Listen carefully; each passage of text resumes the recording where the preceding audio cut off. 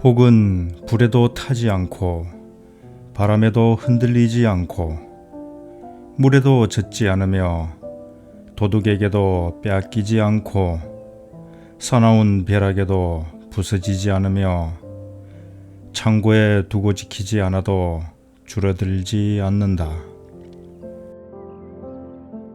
죄와 복의 업은 반드시 있다.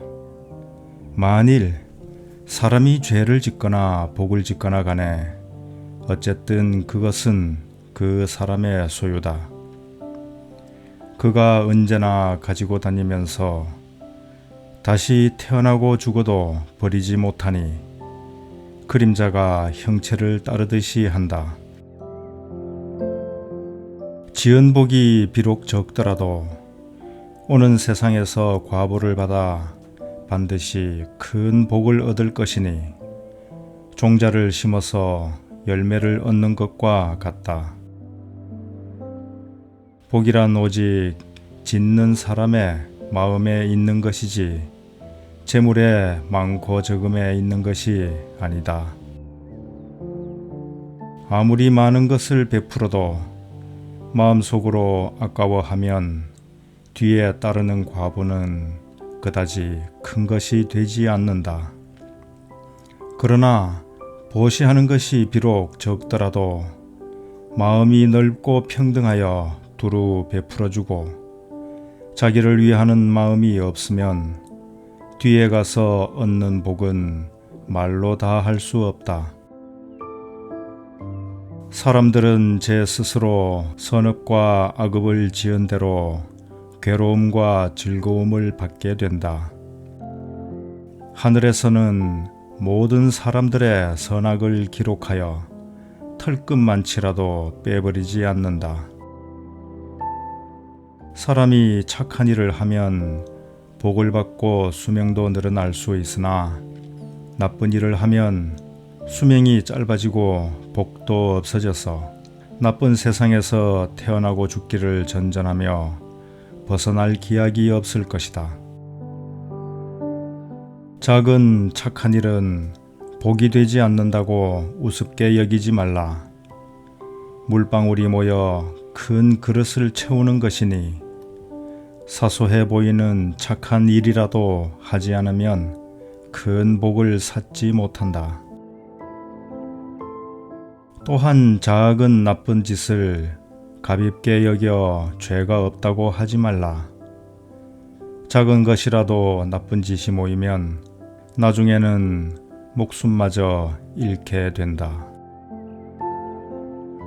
죄와 복을 너의 육안으로는 보지 못하지만 부처님과 모든 하늘의 신들은 다 보고 있으니 너의 눈에 보이지 않는다고 마음을 방탕하게 가지지 말라. 지혜로운 사람은 베풀면서 조금도 후회하는 마음이 없다. 그는 언제나 저 하늘에서 아름다운 천인들의 축복을 받으리라.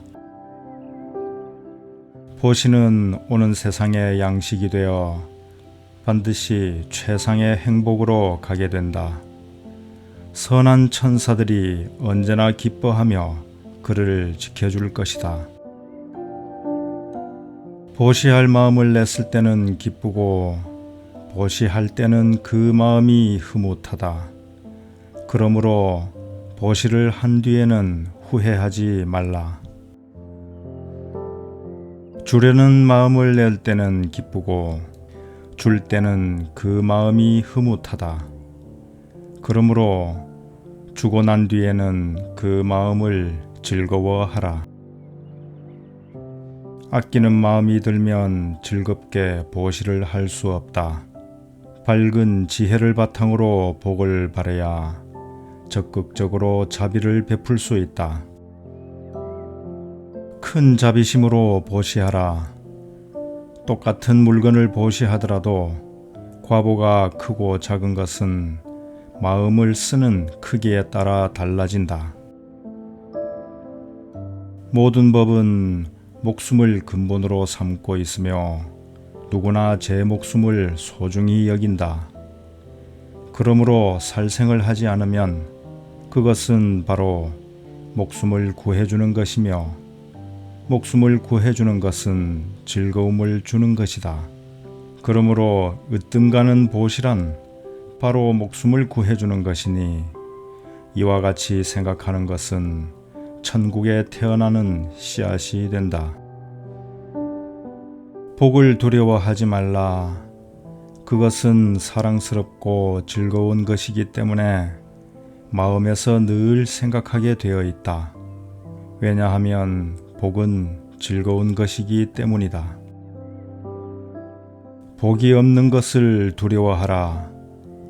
그것은 사랑스럽고 즐겁지 않아 마음에서 늘 생각하지 않게 되어 있다는 것이다.